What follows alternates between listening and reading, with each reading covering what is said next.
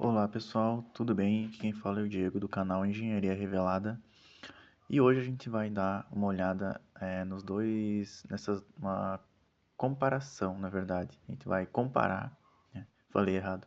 A gente vai comparar esses dois modelos de motor a combustão, tá? Os dois são utilizados hoje em carros. Claro que esse em linha é muito mais amplamente utilizado do que esse aqui, modelo horizontal, que é chamado também de Boxer. Mas a gente vai olhar quais são as vantagens desse, as desvantagens desse, as vantagens desse e as desvantagens desse aqui. Então vamos lá. Vamos iniciar aqui. Eu peguei duas imagens que simulam de forma bem ilustrativa como que é o funcionamento dos dois. Então, a diferença básica esse aqui, os pistões são um na frente do outro, né? Geralmente de pé. Não, nunca vi um motor deitado. Geralmente é de pé. E este aqui, os pistões ficam na horizontal, tá? Aqui eu peguei alguns modelos. Esses modelos eu vi no canal no YouTube, que ele fez um modelo em 3D, que ficou bem legal a comparação ali lado a lado. Então vamos iniciar, tá? Aqui, os dois têm a ignição a cada 180 graus de rotação. O que isso significa? Que a cada 180 graus de rotação do eixo virabrequim, ele vai dar ignição em um dos pistões, tá? Aqui no caso o motor horizontal boxer, a sequência de ignição é 1, 3, 2, 4. O que isso significa? Vamos olhar aqui. Aqui, ó. 1, primeiro esse aqui entra em ignição, depois esse, depois esse, depois esse, tá?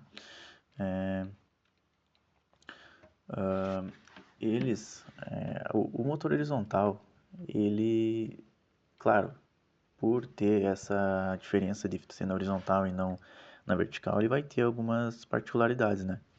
Então, o que acontece aqui? Os pistões, eles ficam digamos, um contra o outro, né? Enquanto um está subindo, o outro lado está descendo. Então, o que isso faz? Isso cancela as forças, né? Ocasionando menos vibração no motor. Porque no momento que um está vindo, num ciclo, o outro está voltando. Então, eles meio que se cancelam e acabam gerando mais suavidade no motor, tá? Aqui, falando sobre forças secundárias, o que isso significa? Durante o funcionamento do motor, tem partes dele, tem partes do cilindro em que o pistão ele vai estar mais rápido. Por exemplo, em cima, quando recém entra em ignição, ele vai dar um gás e depois, quando ele está já mais para o final do pistão, ele vai diminuir um pouco a velocidade. Claro que isso não é uma velocidade assim muito grande, né? Não é uma diferença gigante. É só questão mesmo de minúcias mesmo da engenharia, né? Então aqui,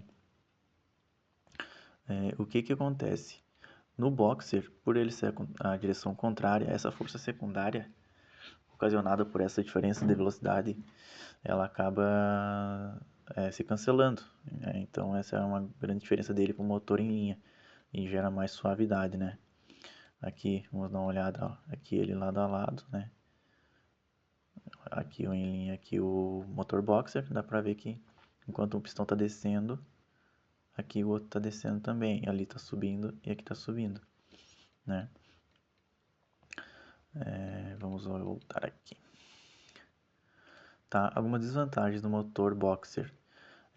Por não ser alinhado, né? Não ser no mesmo eixo, digamos assim. Ele é no mesmo eixo, mas não é da mesma, digamos, um para um lado, outro para o outro, né?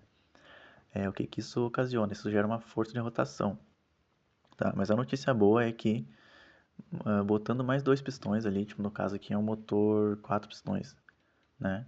Botando mais um aqui, digamos, ele se cancela, né? Ele tira esse desequilíbrio. Aqui, inclusive, é um motor muito parecido com o motor de Fusca, né? Então, todo mundo aí já viu um Fusca na rua.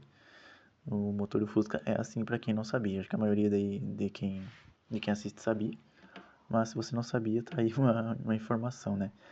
Uma diferença também, o motor do Fusca é refrigerado a ar, né? Ele não tem o sistema de arrefecimento com água. Então, por ele ser refrigerado a ar, ele dá muito menos problema. Por isso que o Fuca é considerado um tanque de guerra, né? Tá? E aqui, mais uma vantagem que ele tem. Ele tem um centro de gravidade baixo. O que que isso significa? No momento da curva, o peso do motor, ele está melhor distribuído, digamos assim. Geralmente o motor boxer ele fica mais embaixo no carro, né? Geralmente hoje quem usa é a Subaru e a Porsche usam esse modelo de motor, né?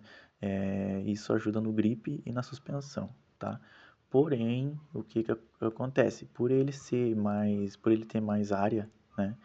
Acaba prejudicando um pouco a questão da geometria da suspensão, acaba tirando um pouco de espaço, né? Também outra desvantagem do motor boxer é que ele tem, em vez de um conjunto de cabeçote, ele tem dois, né? Tipo aqui no caso, aqui um jogo de válvula aqui e aqui também. No caso, o motor em linha ele tem só um, né? Só aqui em cima, né? Então, a manutenção fica mais facilitada no motor. Aqui, ó, dá pra ver bem. No motor em linha fica mais facilitado, né? Essa questão da manutenção. Aqui o que eu falava sobre o centro de gravidade, ó. Dá pra ver que o centro de gravidade desse ele é alto, acaba ocasionando um pouco de oscilação nas curvas. E esse aqui ele é baixo, né? Então, isso ajuda o carro nas curvas, tá? Aqui é um motor boxer no cofre. Dá pra ver que ele é meio... tira um espaço aqui do carro, né? Mas, assim, os engenheiros conseguem dar um jeito nisso. Vamos lá. Agora a questão do motor em linha, né? A sequência de ignição no motor em linha é 1, 3, 2, 1, 3, 4, 2. Né? 2 na lateral e 2 do meio.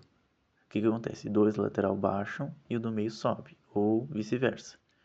Tá? Aqui vamos olhar aqui. Ó, 1, 3, 2, 4. Então, ignição esse, depois esse, depois esse, depois esse. Né?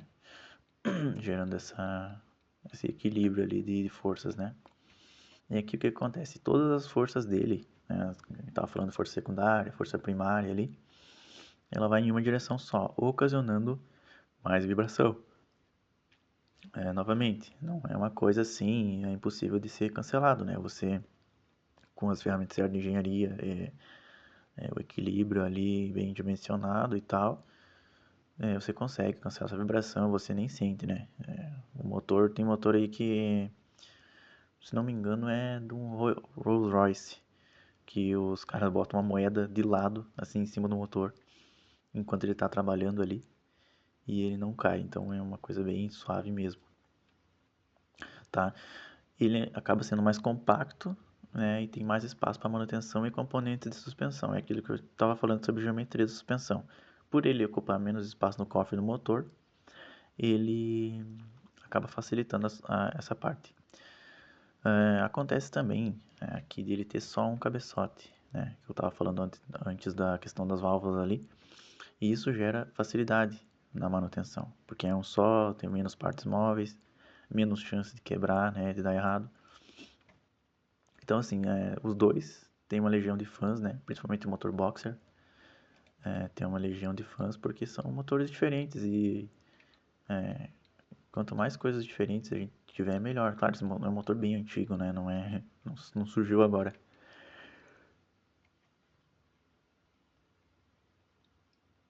Mas quanto mais coisas diferentes, né, e inovações tiverem aí, melhor, né. Então, pessoal, esse foi o vídeo.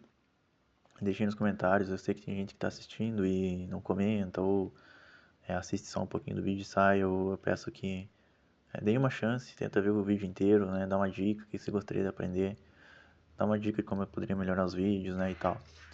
Mas não esquece de dar um like, compartilhar com alguém que você gosta, que acharia isso interessante. E até mais, pessoal. Valeu!